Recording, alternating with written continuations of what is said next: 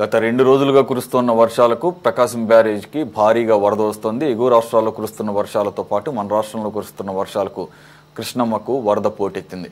ప్రస్తుతం విజయవాడలో దేవీ శరన్నవరాత్రి ఉత్సవాలు, విజయవాడ ఉత్సవ వేడుకలు జరుగుతున్నాయి. ఈ నేపథ్యంలో విజయవాడకు భారీగా జనం తరలి వస్తున్నారు. ఈ క్రమంలో ఒక్కసారిగా ప్రకాశం బ్యారేజ్కి వరద రావడంతో ప్రభుత్వం అప్రమత్తమైంది. అధికారులను అప్రమత్తం చేసిన ప్రభుత్వం ప్రజలకు, భక్తులకు ఎలాంటి ఇబ్బంది లేకుండా జాగ్రత్తలు తీసుకోవాలని ఆదేశించారు. ప్రస్తుతం ప్రకాశం బ్యారేజ్ వద్ద ఇన్ఫ్లో, అవుట్ఫ్లో 2,60,000 క్యూసెక్లుగా ఉంది.